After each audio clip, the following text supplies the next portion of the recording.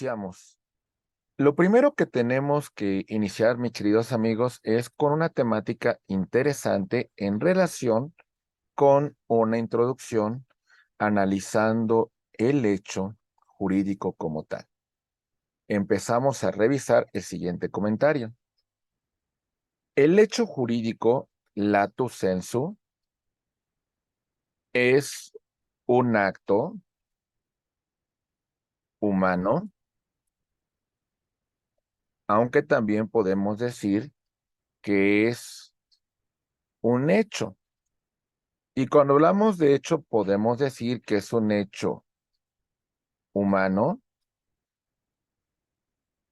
o es un hecho de la naturaleza.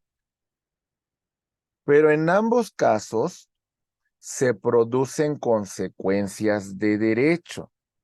En ambos casos vamos a materializar una relación de derecho. Y esto va a producir derechos y obligaciones.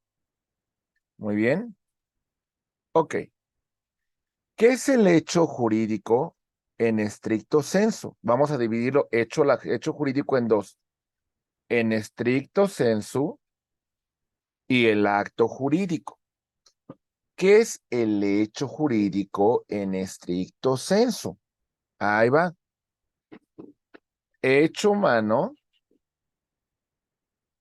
que puede ser voluntario o puede ser involuntario, pero hay una consecuencia de derecho. Por ejemplo, veamos el siguiente caso. Ahí va. Atentos, por favor. Les menciono lo siguiente. Muy bien.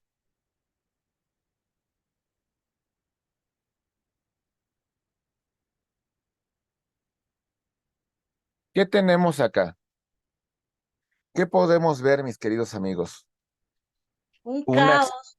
un accidente de tránsito, ¿verdad?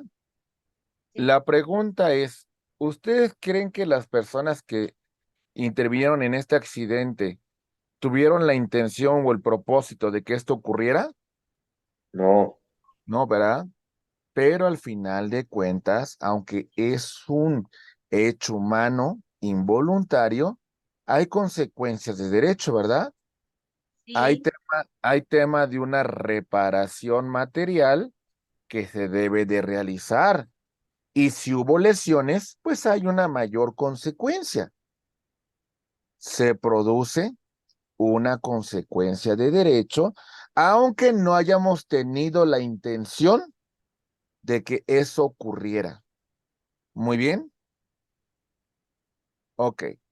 También nos encontramos con los hechos humanos que son ilícitos. ¿Qué es ilícito? Que es contrario a la ley. Muy bien. Ok. Y en este sentido, todo hecho humano que vulnere la norma va a producir consecuencias de derecho. Por ejemplo, hecho ilícito civil contractual. ¿Qué significa esto? Ahí va. Celebramos un contrato y resulta que en relación a este contrato que estamos suscribiendo, una de las partes no cumple con este contrato. ¿Sale? No se cumplió. Ese incumplimiento produce una consecuencia. ¿Estamos de acuerdo, verdad? Yo le Sí. voy a exigir a esa persona que incumplió el cumplimiento forzoso, la remuneración, el pago de daños y perjuicios. También puede ser que nazca de un elemento extracontractual. Por ejemplo, se suscribe este contrato surge un incumplimiento y celebramos un convenio y resulta que ese convenio no se cumplimenta. Entonces también andamos ante un hecho jurídico derivado del incumplimiento de nuestra obligación. Muy bien. Ok.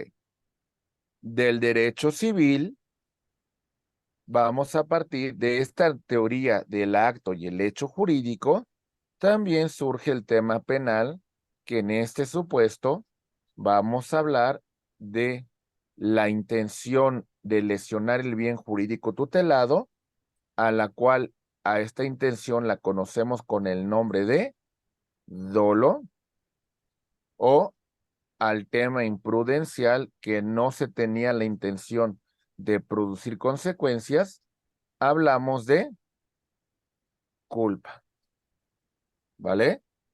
Por ejemplo, en el accidente de tránsito que comentamos con antelación, tal vez no se quiso producir ninguna consecuencia de derecho, sin embargo, ocurrió. Y en este accidente, este fue el responsable y aquí tenemos un lesionado. ¿Hay que responder? Por supuesto que sí. Tenemos que responder por el daño causado. Muy bien. Ok. Y por ejemplo, esto podríamos decir que esa es la culpa. Y en el dolo hay un firme propósito de lesionar el bien jurídico tutelado. Y este sujeto, cuando se apoderó de este bien mueble ajeno, siempre tuvo la intención, tuvo el propósito de apoderarse de un bien que no es de su propiedad. Entonces, por supuesto que esto produce consecuencias de derecho. ¿Vamos bien hasta aquí con el hecho jurídico? Sí, profesor. Ok, Sí. muy bien. El acto jurídico, vamos a encontrar que uno de los primeros elementos que vamos a destacar es esto, que no vimos con antelación. Hay una manifestación de la voluntad. Nosotros manifestamos la voluntad de producir consecuencias de derecho. ¿Sale? Producir estado, por ejemplo, en las relaciones familiares. ¿Sale? Aquí, por ejemplo, hablamos del tema del matrimonio, del tema de la adopción, etcétera, etcétera. Que al final de cuentas nosotros decidimos contraer matrimonio y ello conlleva derechos y obligaciones. O decidimos nosotros participar, hacer un procedimiento de adopción, también produce consecuencias de derecho, pero hay una voluntad de que eso ocurra. Muy bien. Se produce una relación jurídica entre las partes. Por ejemplo, en el contrato. En el contrato es un acto jurídico porque se tiene el firme propósito de la producción de consecuencias de derecho entre las partes. Aquí lo tenemos. Mucha atención, por favor. Entonces, aquí vamos a encontrar nosotros la cuestión de, por ejemplo, en un contrato de compra-venta, tenemos que el vendedor se compromete a transmitir el dominio pleno de una cosa y tenemos que el comprador se obliga por ese dominio a pagar una determinada cantidad de dinero. Muy bien.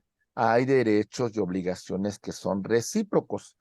En el acto jurídico se crea, se transmite, a esto lo conocemos con el nombre de contrato. ¿Sale? A la modificación y extinción de derechos y obligaciones lo conocemos con el nombre de Convenio. convenio. Muy bien. ¿Ok? Muy bien. Bien, Vamos a hablar de la teoría del acto jurídico para que lo distingamos bien. Tenemos que salir aprendiendo esta cuestión. Ahí voy. Primer supuesto. La teoría francesa del acto jurídico hace la siguiente distinción. Teoría tripartita. Esta teoría tripartita se encuentra contemplado en el Código Civil de Napoleón del año de 1803. Muy bien. Los franceses plantean el tema de la teoría del acto jurídico, haciendo una distinción en particular entre el hecho y el acto jurídico. Pero a los franceses también les interesa un tema adicional, que es la cuestión del negocio jurídico. Muy bien. Estos son tres aspectos que vamos a estudiar. Empecemos con el hecho jurídico. Dicen los franceses, hechos de la naturaleza que producen consecuencias de derecho. Por ejemplo, la cuestión de nacer. Esta cuestión de nacer es un hecho jurídico, ¿verdad? Es una situación de la naturaleza que por estas circunstancias de que ha nacido, pues ya va a ser sujeto de tutela de la norma, de protección. Va a gozar de ciertos atributos de la personalidad. ¿Vamos bien? Sí, Sí. Ok. Otro ejemplo. La muerte. La muerte también es un hecho jurídico, porque con la muerte de la persona, pues va a surgir un tema de sucesión, va a surgir un tema que tiene que ver con los bienes que va a transmitir a terceros. Entonces, es un hecho jurídico, es un hecho de la naturaleza. ¿Se entiende? sí, Muy profesor. bien. Los hechos humanos involuntarios que producen consecuencia de derecho, ¿sale? Van a ser hechos jurídicos. Por ejemplo, vamos a ver, ¿qué pasaría si nosotros arrojamos una piedra y rompemos una ventana? O de alguna manera no tenía la intención, pero la rompí. ¿Tengo que reparar el daño causado o no? Sí, Ok, aunque no haya tenido la intención, ¿verdad? sí es. Ok, entonces eso es un hecho jurídico, ¿sale? Estoy en el centro comercial y resulta que rompo algunas botellas de vino que se encuentran dentro del centro comercial. Les pegué con mi carrito y ¡fum! Las rompí. ¿Las debo de pagar? Sí, Sí, aunque no haya tenido la intención. ¿Estamos de acuerdo? así. ¿Ok? Esos son los hechos jurídicos. Y el acto jurídico siempre va a ser un acto humano voluntario. Hay una voluntad de producir consecuencias de derecho, ¿vale? En este sentido, aquí se va a vincular con el negocio jurídico. Esto es muy importante. Ese acto humano voluntario tiene que ser lícito, es decir, apegado a derecho. Muy bien.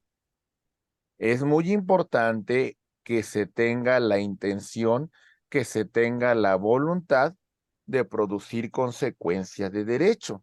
Y hay que revisar que esa intención, que ese propósito no se encuentre afectado.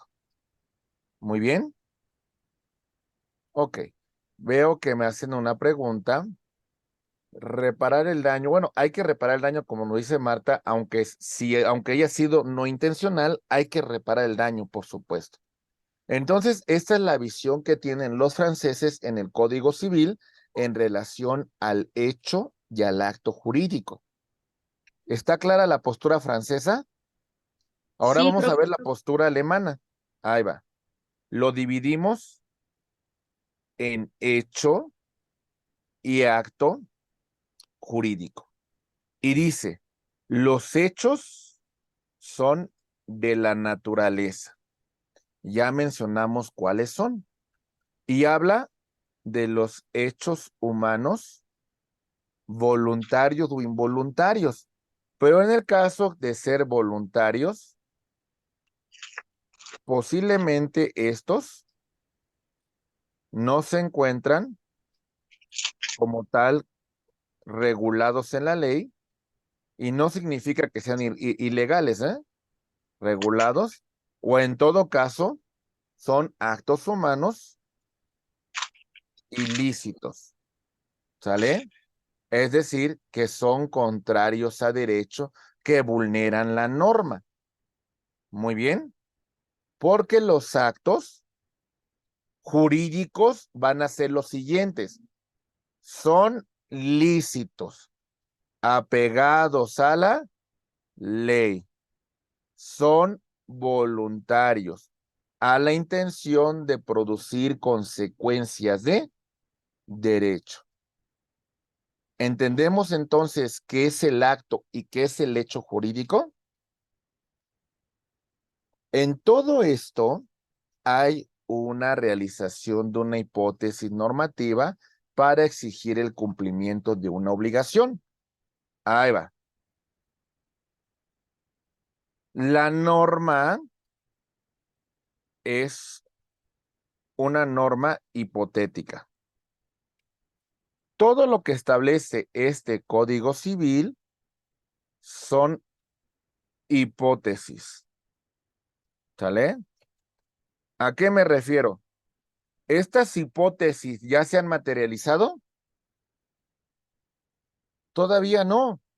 Pero ¿qué pasa si Juan y Pedro quieren materializar la conducta, quieren de alguna manera suscribir el acuerdo de voluntades que regula el Código Civil y dicen, vamos a celebrar un contrato de arrendamiento? ¿Qué ocurrió en este caso? Lo que está ocurriendo es que se está cumplimentando esa hipótesis normativa. La conducta de Juan y de Pedro manifiestan su voluntad para la suscripción de un contrato de arrendamiento. Entonces, en este momento, van a quedar sujetos por la norma. ¿Vamos bien? ¿Sí? Ok, perfecto. El acto jurídico tiene elementos de existencia y tiene elementos de validez. Los elementos de existencia son los siguientes. El primero es la manifestación de la voluntad. Esto es muy importante. ¿Por qué se atribuye que tuve la intención de celebrar el acto jurídico? Y en este momento vamos a ver cómo se manifestó mi voluntad. Unilateral. A esto lo conocemos con el nombre de declaración. Pongamos un ejemplo. Ahí va. Muy bien. Por ejemplo, les pongo un caso. A ver si lo tengo por acá. No, por ejemplo. Ahí va. ¿Qué pasa si yo ofrezco una recompensa a quien gane un maratón.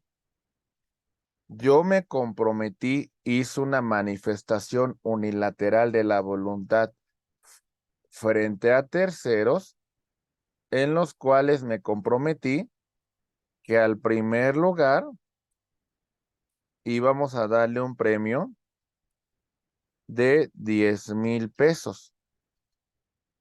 Entonces, esa manifestación de la voluntad, al final de cuentas, con quien cumpla con esta condición, va a recibir el premio. ¿Sí entendemos que es una declaración? Por ejemplo, les pongo otro caso. Soy un comerciante y voy a poner un precio especial a todas las televisiones, ¿sale? Voy a ofrecer un precio muy especial a todas las televisiones de 50 pulgadas, las pongo al 50%. La pregunta es, hice una declaración unilateral de la voluntad en la cual señalé que todas mis televisiones tienen un 50%. A eso me voy a sujetar, ¿verdad? A eso me voy a comprometer frente a terceros. Si a alguno de ustedes le interesa la tele, pues bueno, la va a adquirir con el descuento que yo he ofrecido. Muy bien. Ok. Y por ejemplo, tenemos la manifestación bilateral. Hablamos de el consentimiento. Ahí va. En el consentimiento hay un acuerdo de voluntades. Y en ese acuerdo de voluntades vamos a producir consecuencias de derecho. Ahí está. Hay un común acuerdo entre las partes que se van a comprometer con la celebración de ese acuerdo. ¿Se entiende la diferencia? Plurilateral. Ahí va. Como por ejemplo en la adhesión. Resulta que se ofrece un contrato de servicio de Internet y bueno, la compañía nos dice, voy a ofrecer un Internet de tal velocidad, tales son sus características y los voy a cobrar a 600 pesos. ¿Quién le interesa este servicio? Y las personas que estén interesadas en contratar ese servicio se van a adherir al contrato que ha celebrado el proveedor. Muy bien. ¿Sí? Ok. Bien. El objeto. El objeto directo es el vínculo, el derecho y el deber. La relación jurídica que surge entre las partes, la situación jurídica, el estado jurídico. Por ejemplo, la relación jurídica entre comprador y vendedor, ¿cuál va a ser, compañeros? ¿Qué hace a qué se compromete el vendedor? A entregar el producto o el servicio, bueno, ¿no? Bueno, A en entregar, este caso, no es un producto en la compraventa, como bien, no es un servicio, es una cosa, como usted bien lo ha indicado, ¿verdad? Entonces se compromete a transmitir la cosa, el dominio de una cosa. ¿Y a qué se compromete el comprador? a pagar, entregar el Ok. dinero, ¿no? El comprador se compromete sobre ese dominio a el pago correspondiente. Esa es la relación jurídica que surge entre las partes, ¿verdad? Sí, mi estimada Estela, ¿estamos de acuerdo? Sí, profesor, nada más que había levantado la mano para participar. No, está muy bien, pero sí estamos de acuerdo con la relación jurídica que surge en el contrato de compraventa. Sí, claro, profesor. Muy bien, excelente, muy bien. Entonces, ese es el objeto directo. Por ejemplo, a usted misma, Estela, ayúdeme usted con un comentario. Por ejemplo, en la relación jurídica del contrato de arrendamiento entre arrendador y Y arrendatario. arrendatario. Ok, dígame, ¿cuál es la relación jurídica que tiene el arrendador con el arrendatario? ¿A qué se Ofrecer el compromete bien el arrendador? inmueble, Ok, el arrendador va a transmitir un el bien inmueble, uso el uso o goce, y goce temporal ujú, de una cosa. ¿Y a qué se compromete el arrendatario? al pago de ese uso. Se compromete al pago. Muy bien. ¿De acuerdo, compañeros? Perfecto. Muy bien. El objeto indirecto tiene que ver con el objeto de la obligación, la cosa. Me habló en primer lugar sobre la venta, sobre la transmisión del uso y goce temporal de un departamento. ¿Sale? Uso y goce temporal. En este caso, la cosa es un bien inmueble, que sería el departamento. Muy bien. Ok. ¿Qué es lo que tienen que hacer las partes? Ya lo mencionamos, la compraventa. El vendedor transmite el dominio. El comprador, por esa transmisión, va a pagar una determinada cantidad de dinero. Y también en esa obligación surge un no hacer, omisión. Por ejemplo, dentro del contrato de arrendamiento, les hago una pregunta. ¿El arrendatario puede a su vez arrendar el inmueble? ¿Qué me dicen? Mi estimada Estela, Solamente que esté especificado en el contrato.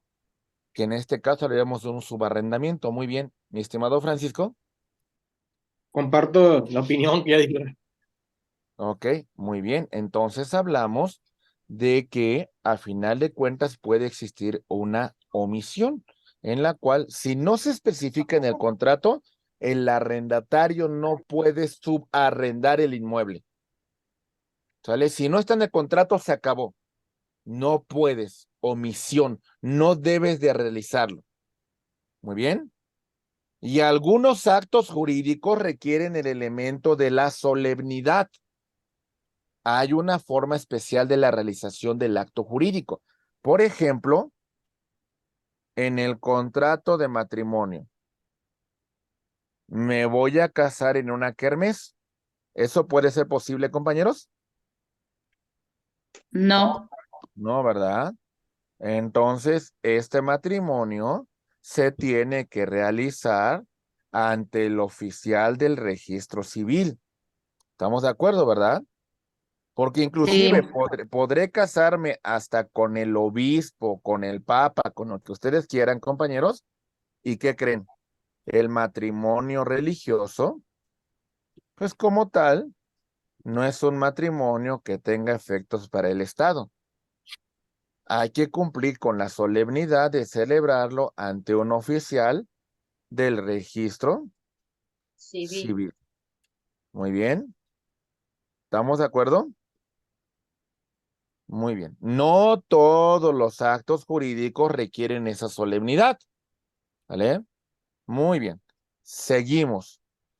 Ahora, concluyendo los elementos de existencia, vamos a estudiar los elementos de validez del acto jurídico.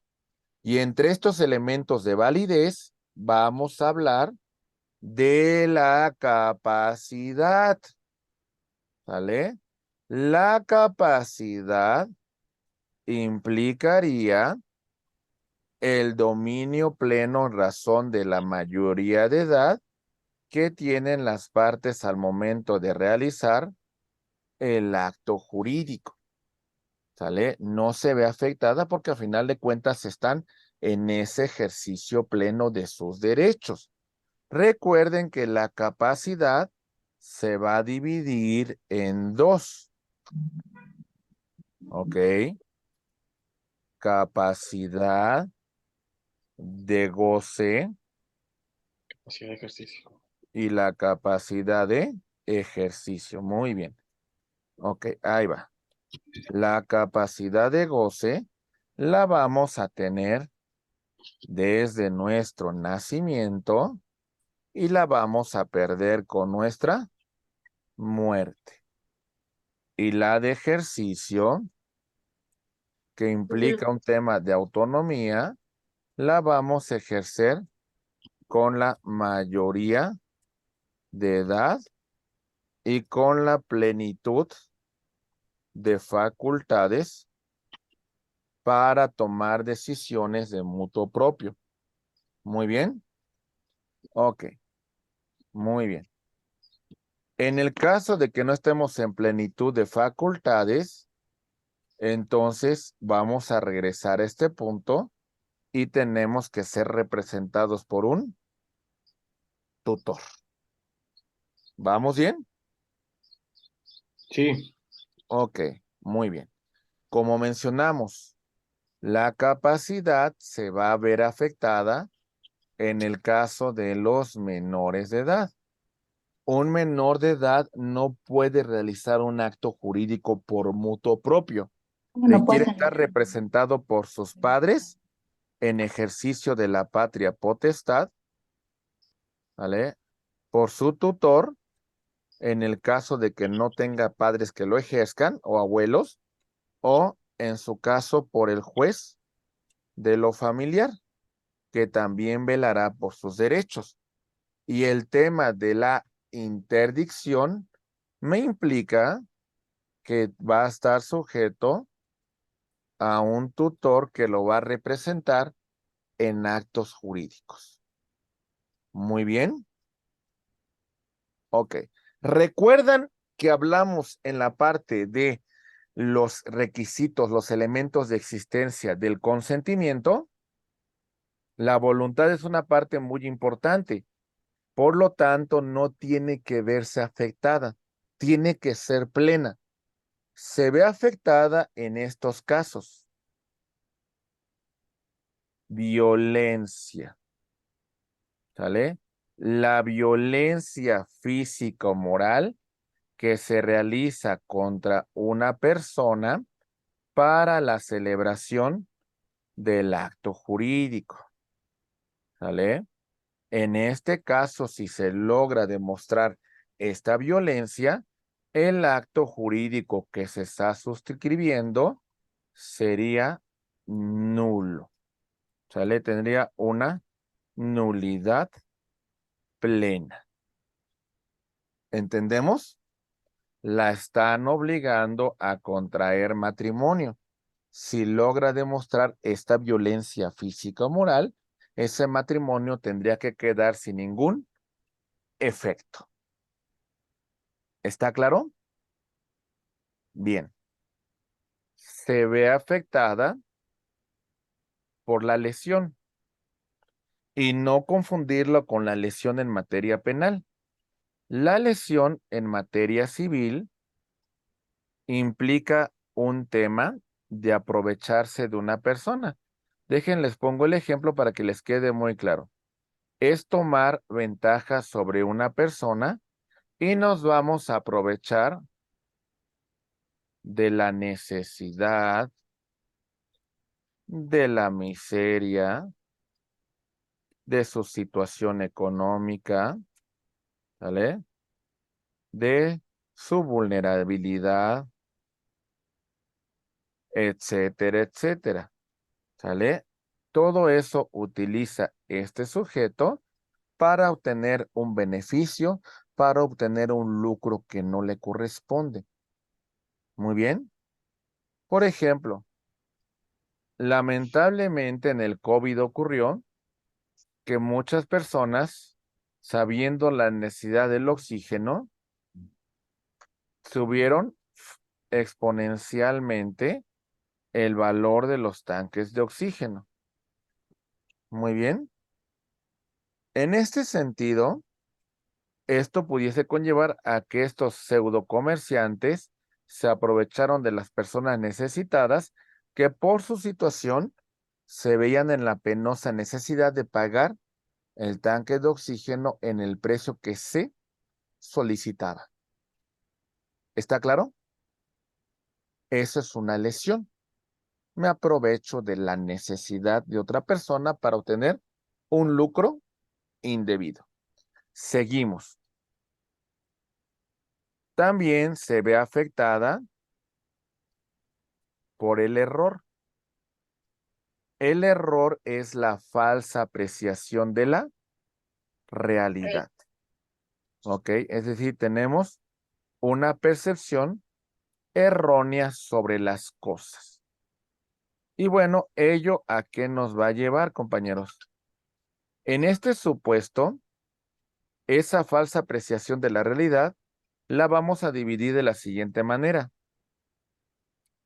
Hay que analizar cada caso en particular, pero en el error puede ser un error material,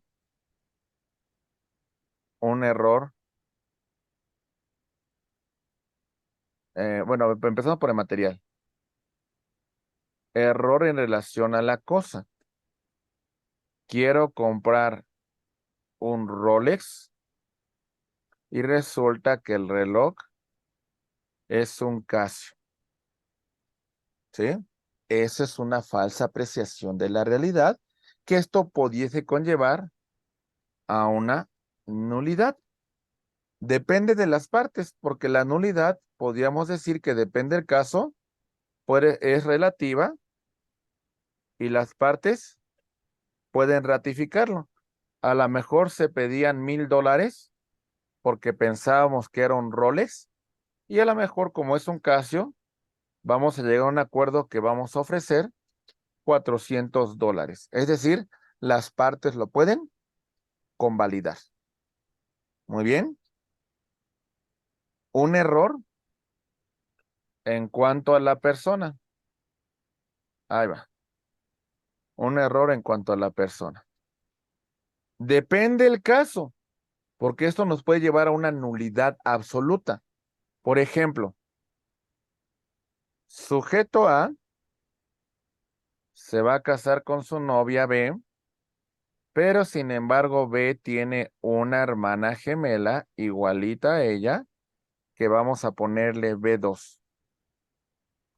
Y resulta que el día de la celebración, B2 suplantó a su hermana B y B2 es la que participa en la celebración del matrimonio. ¿Hay un error en cuanto a la persona? Ok, Sí, ok. Esa nulidad tendría que ser absoluta o relativa. absoluta. Absoluta, ¿sale? Tendríamos que dejar sin efectos el acto jurídico. ¿Vamos bien? Ahora les voy a poner un error en la persona que puede ser efectos relativos. Ahí va. Resulta que en este contrato que se está suscribiendo, vamos a hacer lo siguiente. Ahí les va. A quiere contratar a B como su abogado en un juicio que va a llevar, pero en el despacho de B solamente está C, quien tiene las mismas capacidades que B para representarla en el juicio. Es decir, a final de cuentas, con quien celebre el contrato es con B, pero podemos convalidar ese contrato y ahora quien me represente en el contrato es C. A final de cuentas, pues lo importante es que tenga la capacidad para representarme en un juicio. ¿Vamos bien en cuanto al error con la persona? ¿Sí? Tenemos un error, por ejemplo, en cuanto un error aritmético. Esto también puede ser objeto de convalidación. Resulta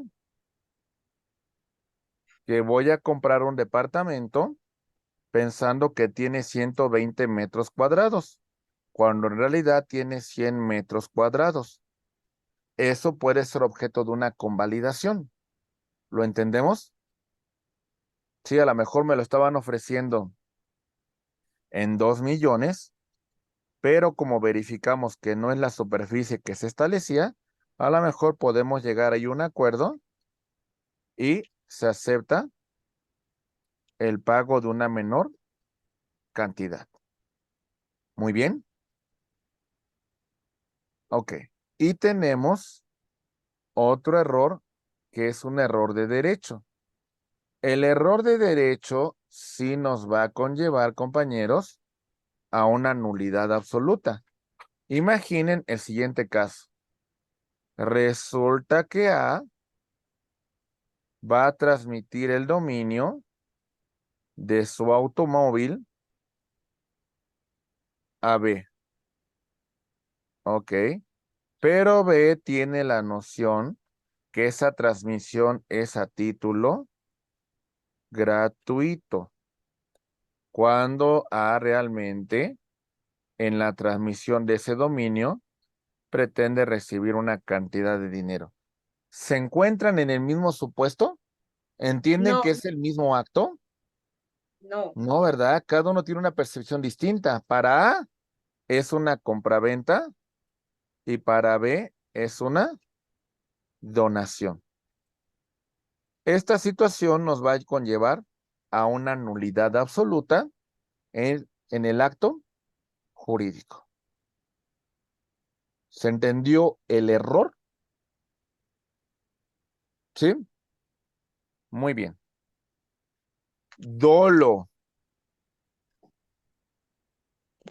En el error, esa falsa apreciación la tiene la propia persona. Es un error que es atribuible a los propios intervinientes. ¿Vale? Y en el dolo hay una inducción al error. Un tercero maquina, un tercero engaña, un tercero tiene ese propósito. Mi estimada Flori Carmen, te escucho, por favor. Sí, profesor, en la cuestión del error, cuando hablamos la cuestión que es la cosa puede ser una nulidad relativa y demás, poniendo usted el ejemplo del reloj, ¿qué pasa? Nada más es válido de una sola de las partes, o a lo mejor si la persona me está vendiendo el reloj, ese reloj puede ser más caro y yo sé que es más caro, pero por la ignorancia también del vendedor o la urgencia, la premura, la necesidad, pues dice, desconoce y pues me lo vende, no sé, en 1,000 pesos, y se cuesta 5,000, y yo a sabiendas de que, pues no sé, es original y todo, le doy los 1,000 pesos. ¿Ese también se considera como error o nada más es de una parte, de una sola parte? Usted ya está entrando a una figura que se llama mala fe. Ahorita ponemos ejemplo para hablar de mala fe.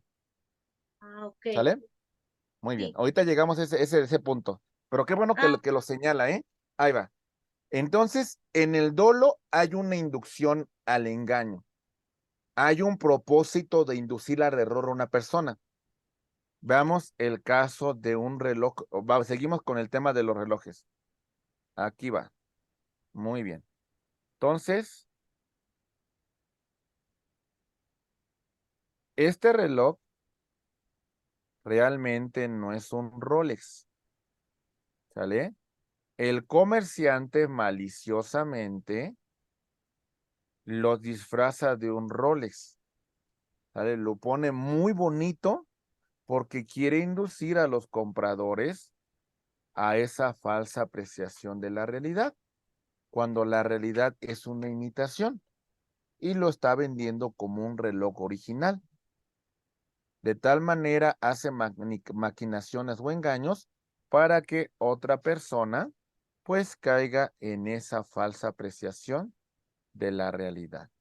Ese dolo nos va a conllevar a una nulidad. ¿De qué tipo? ¿Relativa o absoluta, compañeros? ¿A qué nulidad? Absoluta. Absoluta. Absoluta. Aunque también depende de las partes porque lo podemos convalidar, ¿no? A lo mejor, a lo mejor voy a poner un caso. Me gustó tanto el reloj y digo, oye, pero te pasaste, me lo quieres vender como original. No es original. Vamos a llegar a un acuerdo y pues vamos a continuar con la celebración del contrato, pero no me engañes que es original. Te voy a pagar menos. Y se puede convalidar si las partes así lo aceptan, ¿verdad? Sí, Muy bien. Ok, vale. Hay dos tipos de error que nos establece el maestro Ernesto Gutiérrez y González. El error malo, perdón, el dolo malo,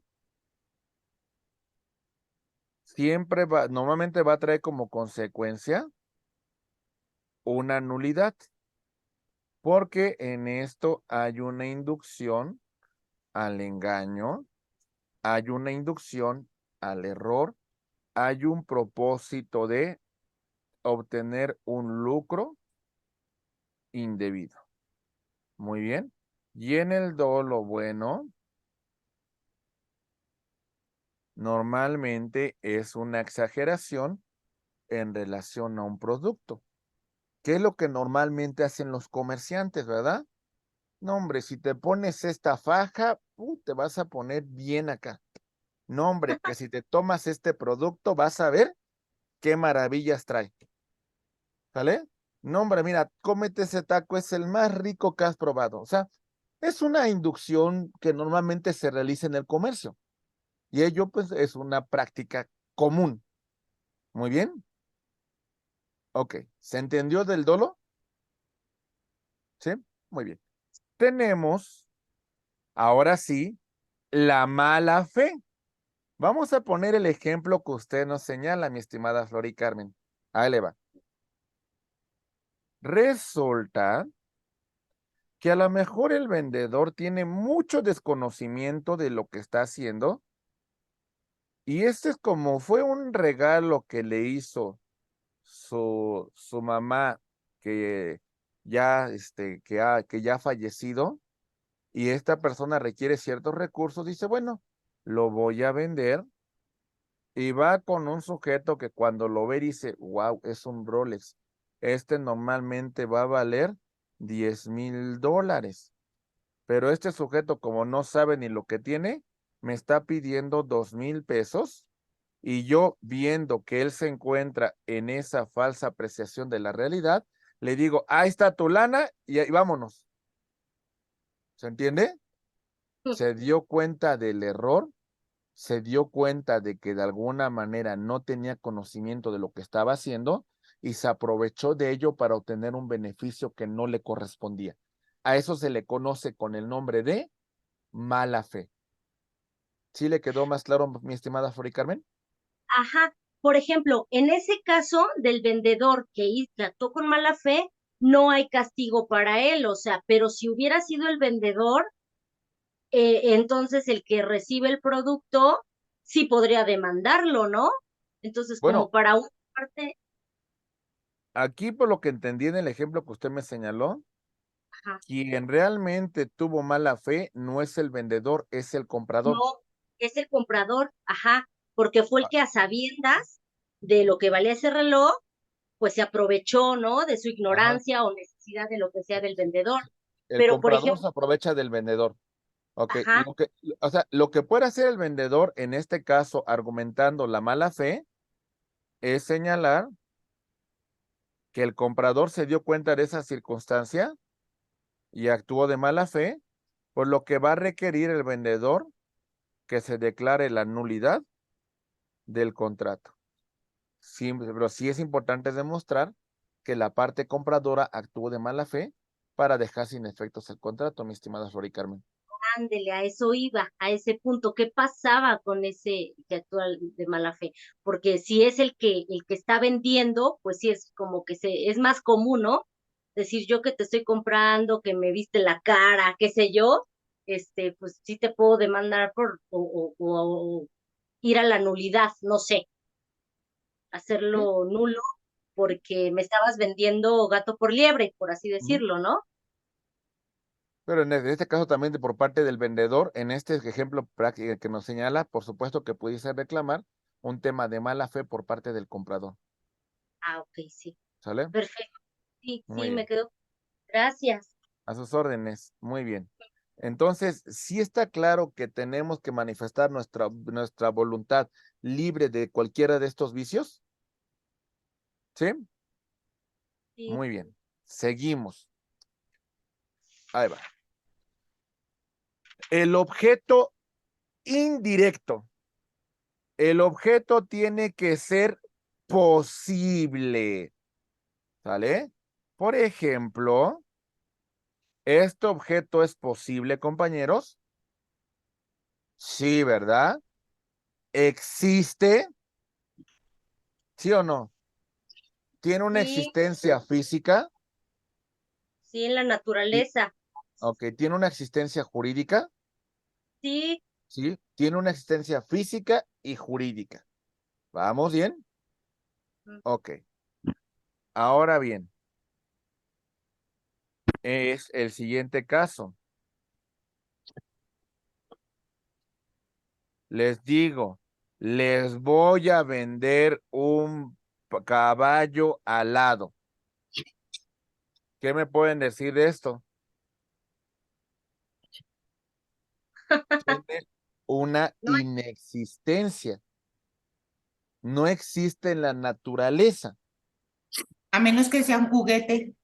Bueno, a menos que sea un juguete, pero vamos a poner que yo se los quiero vender como si fuera un ser real. Pues no, ¿verdad? A lo mejor si nos fumamos algo y nos ponemos ahí medio locos, a lo mejor sí los vemos volando, ¿no? Pero de otra manera, pues no tienen una existencia física. ¿Lo no, entendemos? sí, Entonces, el objeto tiene que existir física y jurídicamente.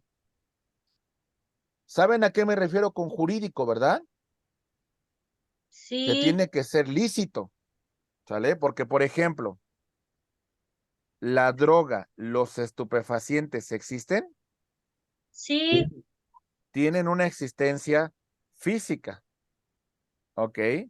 Pero lo que no pueden tener una existencia jurídica porque muchas de estas drogas se encuentran, Ilícitas. son prohibidas. Muy bien, ¿ok?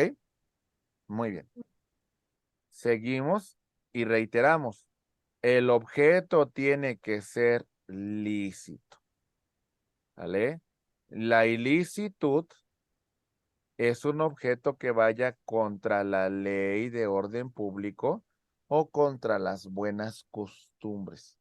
Es un objeto que va en contra de la norma, por lo tanto, podríamos decir que no produce consecuencias de derecho. Es determinable, determinado o determinable. Como le dirían los que hablan inglés, countable and uncountable. ¿Qué significa que sea contable? Determinable. Es que, por ejemplo, que tiene un peso, ¿sale? Que tiene una medida, que tiene una marca, que tiene una especie, que tiene un modelo, etcétera, etcétera. ¿Está claro? Sí. sí, Muy bien. Estar dentro del comercio. Ser susceptible de apropiación individual por su propia naturaleza es objeto de apropiación o por determinación de la ley. Por ejemplo, aquí tenemos una oficina de gobierno. Aquí la voy a señalar. Muy bien. ¿Qué me dirían sobre este Palacio Nacional? ¿Tiene una existencia física? Sí. ¿Pero está en el gobierno? ¿Está en el comercio? No. No, no, ¿verdad? Está fuera del comercio por determinación de la ley y por su naturaleza. Muy bien. ¿Está claro? sí, Muy bien. Sí, Perfecto. La forma, el motivo de la celebración del acto tiene que ser lícito, tiene que ser adecuado a la norma, no tiene que tener por objeto producir una afectación a terceros. ¿Estamos de acuerdo? Muy bien. La forma, cumplir con las formalidades que marca la ley, lo que nos puede llevar a la nulidad absoluta o a una acción para otorgar esa formalidad. Les pongo un ejemplo de cumplir con las formalidades que establece la ley. Si yo quiero contraer matrimonio, además de hacerlo ante una autoridad competente, ¿qué más tengo que hacer? Pues la solicitud, tengo que llenar algunos requisitos, tengo que acreditar una capacidad plena, tengo que manifestar mi voluntad, la presencia de testigos, etcétera, etcétera. Estamos de acuerdo que hay que cumplir con requisitos de forma. ¿Vamos bien? Y si no cumplimos con estos requisitos, ¿qué va a pasar con la celebración del matrimonio, compañeros? ¿Lo podemos hacer? No, No, ¿verdad? El matrimonio no se va a a llevar a... celebrar. Muy bien. Ok. Hay otros actos que aunque no cumplamos en este momento con la forma, podemos convalidarlo posteriormente. Esto es algo muy común que ocurre con los bienes inmuebles. ¿Sale? Ahí va. Se está poniendo a la venta esta propiedad de la cual es titular A y la va a adquirir su compadre B. Celebran un contrato privado de compra-venta y este es el documento que tiene B para decir que es el nuevo propietario. ¿Se cumplió con la forma? Podríamos decir que no, porque esta compra-venta se debió haber hecho en escritura pública, ¿vale? Se debió haber pagado los impuestos, se debió haber inscrito en el registro público de la propiedad, ¿sale? No se hizo eso, no significa que sea nulo, porque después de algún tiempo, B puede llevar a cabo los actos para formalizar esta transmisión. ¿Quedó claro? ¿Sí o no? Sí. ¿Sí? Muy bien. Continuamos y decimos, ahí va. Al final de todo esto, el objeto del acto jurídico es crear una situación general ya sea abstracta entre las partes que están interviniendo. Hay efectos particulares que es la creación, la transmisión, la modificación, la extinción de derechos y obligaciones entre las partes. Muy bien. ¿Cómo se genera esto? Por voluntad de las partes, como por ejemplo en la celebración de un contrato. Ok. También puede ser que este derecho u obligación surja como consecuencia de la norma. Ok. Es decir, por ejemplo, el vínculo que existe entre los padres y su relación con los hijos, las obligaciones alimentarias que van a surgir de este vínculo de filiación, o ambas, la voluntad y lo que establece la norma. Esos son los efectos del acto jurídico. Mis queridos amigos, ¿lo vamos entendiendo? Lo más importante de todo esto es la comprensión. Si no tenemos un conocimiento sobre ello, es mejor que vayamos haciendo aterrizando las ideas, pero hasta acá se va comprendiendo. Muy claro. ¿Sí? Muy bien. Sí. Muchas gracias. Y ahora vamos a distinguir cómo se clasifica el acto jurídico. Ahí va. Bien.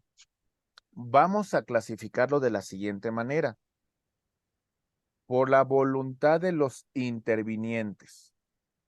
Empezamos con unilateral. Ahí les va. Resulta que como sé que tengo una enfermedad terminal, quiero dejar bien señalado cómo voy a transmitir mi patrimonio a mi muerte y acudo ante un notario a celebrar este testamento, ¿ok? Donde manifiesto mi declaración unilateral de voluntad de cómo voy a disponer de mis bienes a mi muerte. ¿Se entiende? ¿Requiero que alguien esté de acuerdo conmigo? No, No, requiero que inclusive alguien esté presente cuando esté yo celebrando este acto unilateral. no, Solamente tengo Sí, que estar yo con el notario público. ajá. así es. ¿Sale? Nada más. ¿Vale? Y inclusive, aunque personas de mi familia o terceros se opongan, es mi manifestación unilateral de mi voluntad que produce consecuencias de derecho. ¿Estamos de acuerdo? Sí, Sí, muy bien. Ahí va. Siguiente punto. El acto jurídico bilateral. Ya lo mencionamos. El mejor caso de este ejemplo es la celebración de un contrato. Ahí lo tenemos. Es el mejor ejemplo que podemos mencionar para hablar de un acto jurídico bilateral, porque hay un acuerdo de voluntades entre entre el vendedor, por ejemplo, con el comprador. Se producen consecuencias de derecho. ¿Se entienden? Bilateral. Plurilateral, como lo mencionamos en el contrato de adhesión. Por ejemplo, vamos a ver lo que hicieron ustedes al momento de inscribirse a esta universidad. Ahí va. Lo que hizo Indepac es que tiene una oferta académica y las solicita a terceros. Le dice, esta es mi licenciatura, estos son las condiciones, este es el precio que tienes que pagar. Y lo que hicieron ustedes como alumnos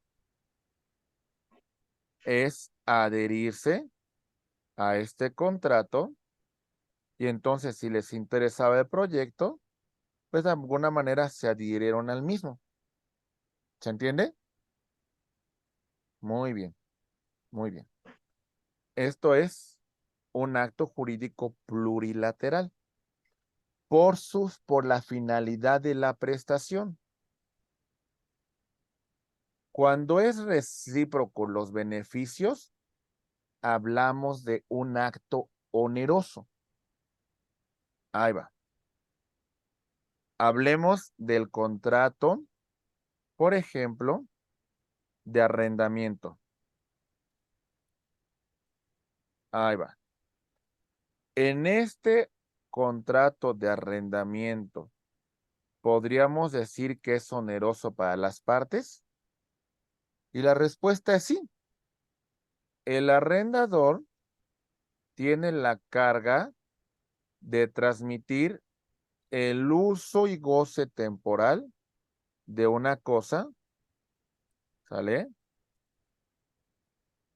Y el arrendatario tiene la carga de pagar una renta. Es un acto jurídico oneroso porque tiene derechos y obligaciones que son recíprocos. Recíprocas. Muy bien. Gratuito. solo Las una, cargas son para una sola de las partes. La otra parte solamente tiene como carga la conservación del bien o en su caso la aceptación. Les voy a poner otro ejemplo, contrato de comodato. Ahí va. En el contrato de comodato, vamos a suponer lo siguiente.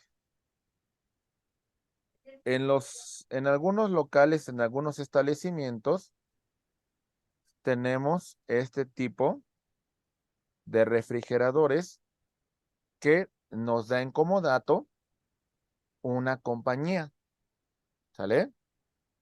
El comodante me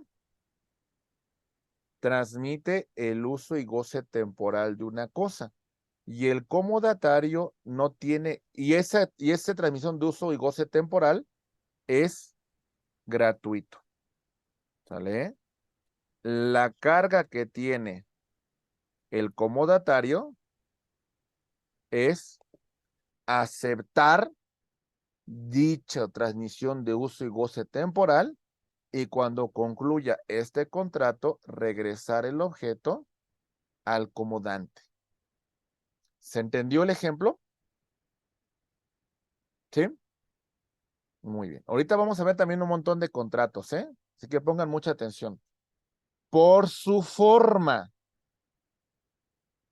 basta el consentimiento de las partes para que produzca consecuencias de derecho. Voy al Oxxo y me quiero comprar este refresco. ¿Requiero algún otro requisito para que pueda adquirir refresco o basta con mi consentimiento? Basta con el consentimiento. Sí, porque ni modo que le diga al señor del Oxxo, oiga, vamos a celebrar un contrato de compraventa, vamos a hacerlo por escrito y van a participar 2 testigos porque me interesa adquirir un refresco. Pues no, ¿verdad? ¿Se entiende?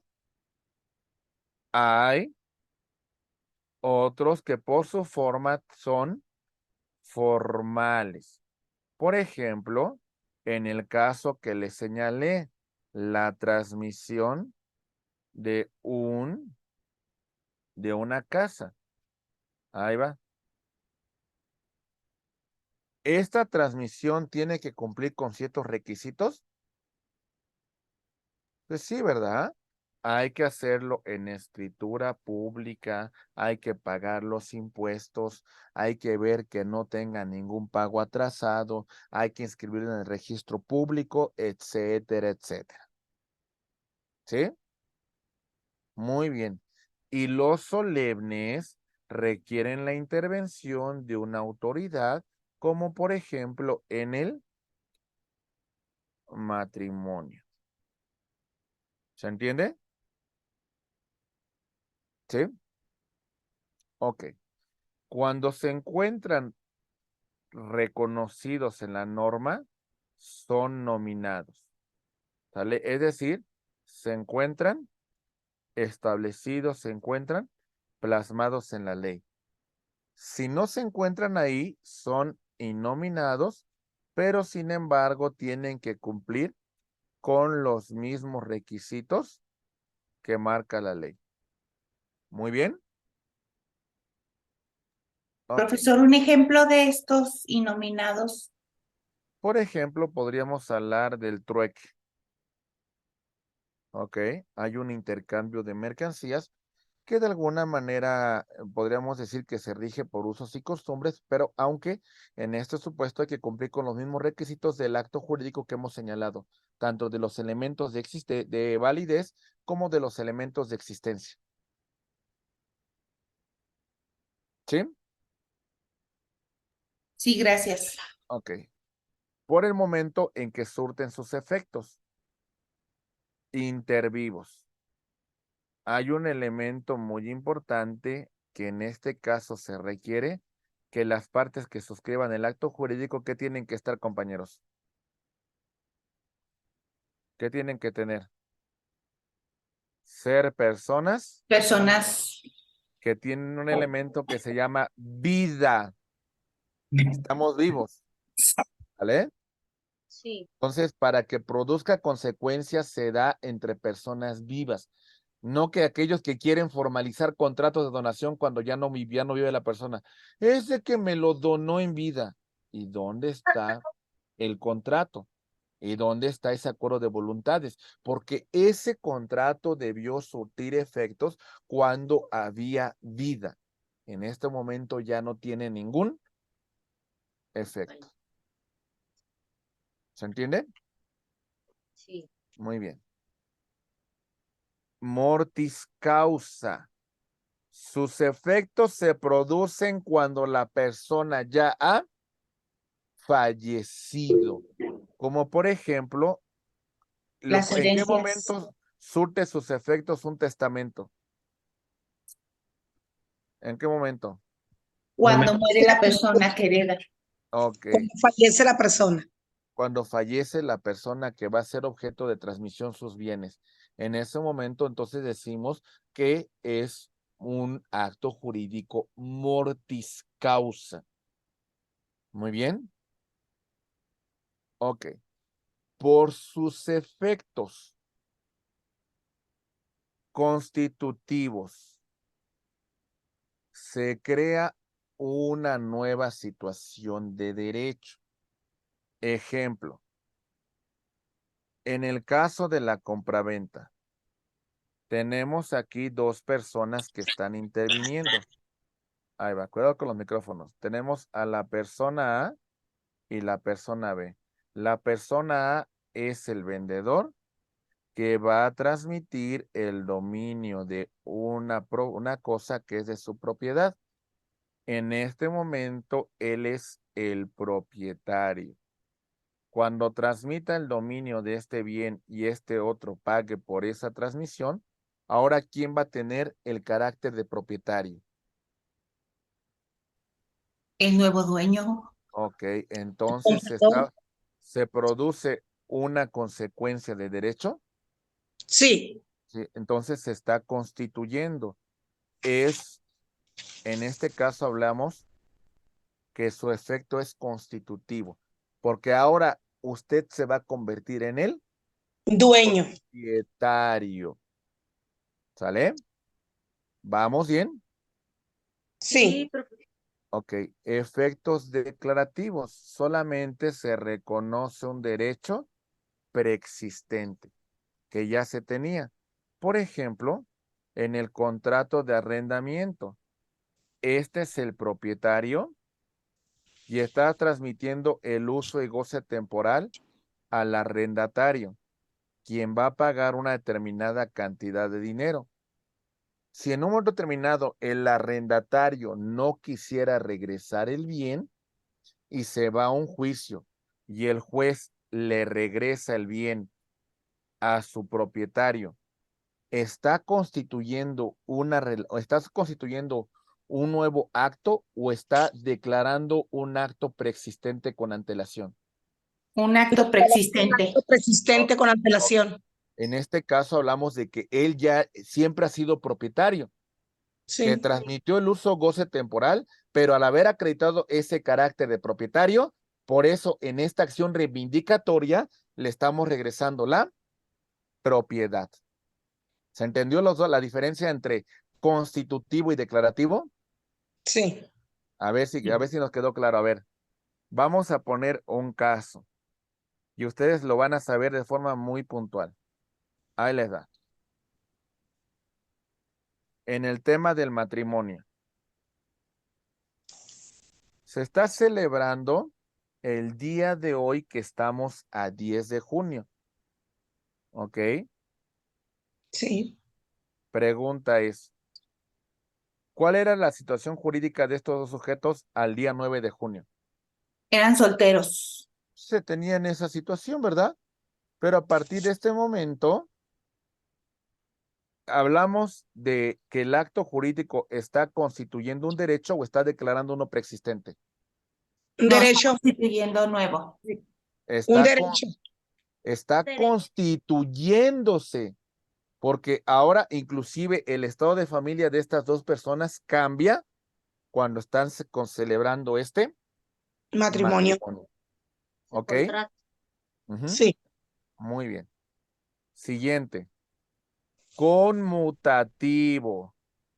Las prestaciones se conocen desde el momento que se está celebrando el acto. Desde ese momento las prestaciones ya se saben, ya se conocen, ya sabemos nuestros derechos y obligaciones. Por ejemplo, en un contrato de compra-venta, ya sabemos, por ejemplo, el vendedor ya ha manifestado que está transmitiendo el dominio del bien, ¿ok?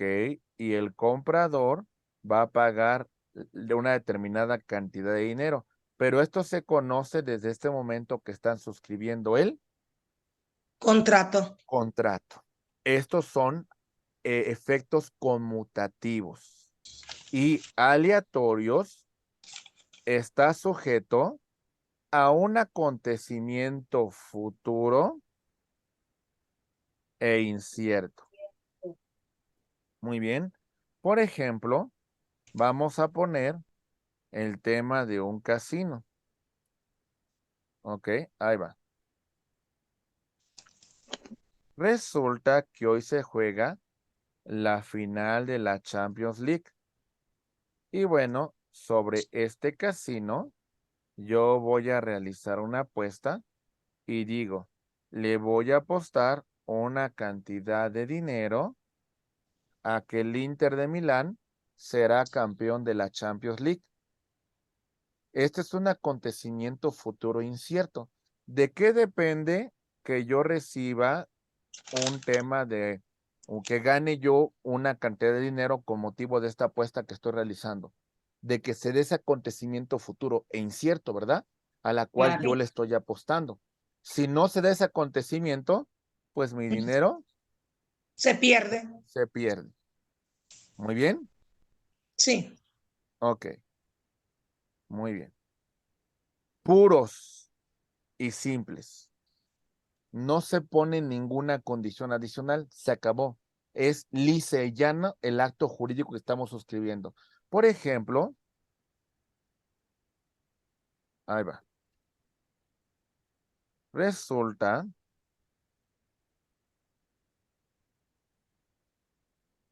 que tenemos este papá con su hijo, ¿ok? Que en su momento le ofreció esta camioneta cuando cumpliera 18 años de edad, ¿sale? Y cuando este cumple los 18, le transmite de forma plena esta camioneta. Es una donación pura, sin ninguna limitación. ¿Vamos bien? Sí. Porque los actos modales tienen una carga adicional. Por ejemplo, el mismo caso que vimos con antelación, pero le diga, a ver, mi hijo, vas a tener esta camioneta, pero cuando te la done es muy importante que tú ya hayas empezado tus estudios universitarios. Te pongo como condición que estudies la universidad y en el momento que estés inscrito en la universidad, yo te dono la camioneta. ¿Se entendió? Entonces Sí. pongo una carga. Sí. ¿Ok? ¿Vamos Profesor, bien? pero estos actos tienen que ser formales, ¿verdad? Porque qué tal que el papá muere y la camioneta no se la dan al chico porque no está a nombre de él. Pues lo que le dije de la donación, que esa, la donación, ¿cómo tiene que ser? ¿Inter vivos o mortis causa? Vivos. Vivos. Inter vivos. Es decir, si usted me viene a alegar cuando la persona ya no está que se la donó, pues lo No debió haber vale. formalizado. ¿Sí? Es decir, por lo menos, aunque sea con un escrito privado, pero tener algo que respalde esa donación. Muy bien, profesor. O sea, no necesita estar registrado. No, o sea, inclusive a lo mejor si celebramos un contrato de donación, pues digamos, por lo menos ya nos curamos de espanto con eso, ¿no? Ya por lo menos tengo la manera de decir, ese bien no va a formar parte de la masa hereditaria porque me lo donó el de Cuyus hace un año. Entonces ya es de mi propiedad. Un legado. Bueno, el legado tiene otra situación distinta, como tal. O sea, no lo metamos como dentro de la donación, es una cuestión completamente distinta al legado. Diferente. ¿Sale? Muy bien. Sí, ¿Sí quedó claro la clasificación del acto jurídico? sí, Sí. profe. Sí. Muy bien. Atención, compañeros. Iniciando ya de lleno con la temática que nos corresponde.